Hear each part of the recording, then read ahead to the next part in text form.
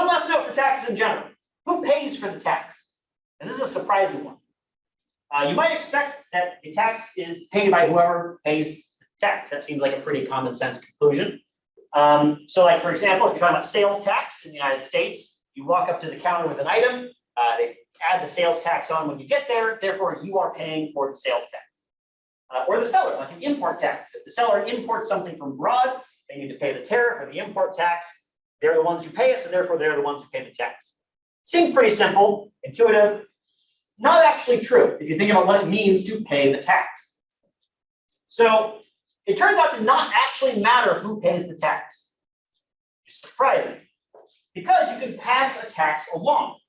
What do I mean by this? So let's go back to that tariff example. If somebody imports a good, they're going to sell it. There's a $1 tariff on it. Okay. So you might imagine, okay, let's say the good costs $5. There's a $1 tariff. Well, now they're down $1. Great. Okay, whatever profit they were going to make, it's down $1. But that's not really what's going to happen, because they're going to pass some of that dollar along to you as the consumer. So maybe instead of selling it to you for $5, they sell it to you for $6, in which case you would be the one paying the tax, right? Or maybe they increase the price by 50 cents. It's $5.50. In this case, you're splitting the tax evenly, right? That's really a better idea about thinking about who's paying the tax. Who is worse off as a result of this tax, right? The buyer or the seller.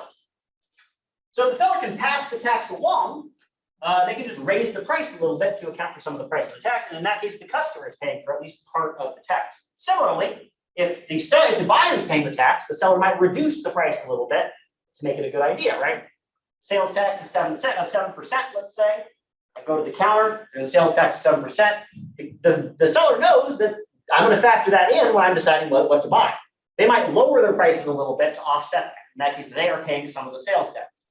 So whoever is actually the one handing the money over for the tax, the payment is spread among both parties, both the consumers and the producers. So what does this mean? So what really determines who pays for the tax comes down to elasticity. Remember that, right? So elasticity, how easy it is to sort of walk away from a deal. So the more inelastic side of the market is going to end up paying more of the tax. They're also going to end up receiving more in subsidy than subsidized, but they're going to end up paying more of the tax. Think about it. If I'm very elastic, I'm very willing to walk away from this deal. Okay. Let's say that tariff good is something that I have very elastic demand for. I walk in and I say, oh, it's $5 last time. And then you say, oh, well, yeah, there's a new tariff of $1. I'm going to charge you $6. I'm going to say $6, bye, I'm gone, right? So you can't charge me the full amount of the tax. They might even say, okay, well, there's a new tax of $1. I'm going to charge you an extra 50 cents. Well, they say 50 cents more, I'm gone. I'm very elastic, right? You've raised the price a little bit. I'm not going to buy the thing, right? So because I'm very elastic, you can't charge me that much more for the good, or I'm going to walk, okay? So, however, if I'm inelastic, if I show up and I'm saying, I really need this thing, I can't not buy it.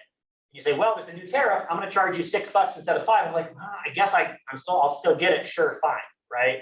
Because I'm inelastic, I can't walk away. I'm going to be willing to pay more of that tax, and so therefore I am going to end up paying more of that tax.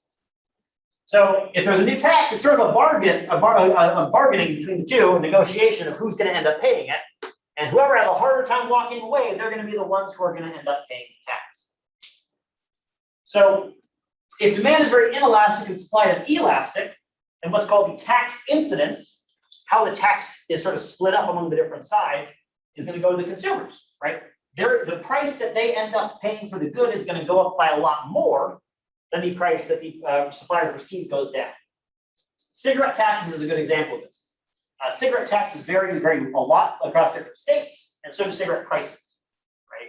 What can we infer from that? Well, the cost of producing a cigarette is probably pretty much the same in most states. They're very, very similar. There's not a huge difference in the cost of making a pack of cigarettes in different states. So the fact that the prices vary quite a bit across different states might give us a clue that, well, if those different tax levels that are being factored into the price. Right? If it costs, let's say, $5 to make a pack of cigarettes, and California is going to charge $4 of taxes, and Oregon's going to charge $3, well, then a California cigarette store might just charge you $9, and the Oregon one will charge you $7, right? Because they can pass the entire tax along to the consumer. because the tobacco companies basically end up not being the one to pay the taxes because cigarette demand is so inelastic. If cigarette demand was elastic, if it was easy to stop smoking, then they wouldn't be able to do that, right? You'd be able to go to California and say, hey, I'm used to the Oregon prices. Why is it so high here? Oh, it's a tax. Oh, well, I guess I'm still going to smoke a pack a day. I'm still going to pay for it, right? But if it was elastic, you walk away, they wouldn't be able to do that. It'd have to be more simple. On the other hand, if demand is elastic and supply is inelastic, then suppliers are going to pay more of the tax. Right? So thinking about a subsidy, let's say you're subsidizing the sale of historic works of art, right? You want more art to get sold, so you decide to subsidize the sale of works of art to help people afford it, right? You think, I want people to afford fancy works of art, so I'm going to subsidize it a little bit. So let's say we're talking about buying the Mona Lisa. There's only one. It's very expensive, but there's only one. Right? So supply is very inelastic. I can pay you as much as you want. You can't possibly sell me a second Mona Lisa. That's not going to happen, right? So let's say that I go to all the buyers and say, hey, you know what? Whoever buys the Mona Lisa, I'm going to subsidize you. I'm going to give you $5 million just because you bought the Mona Lisa, right? And then the seller of the Mona Lisa will say, oh, well, you're only going to get $5 million. Well, my price just went up by $5 million. And you're going to be willing to pay it because you're going to get paid back that same amount, right? I'm going to absorb all of that subsidy because I'm the inelastic side of the market, right? So when we're talking about a tax, the inelastic side ends up bearing the brunt of that cost. If we're talking about a subsidy, the inelastic side ends up receiving most of the benefit.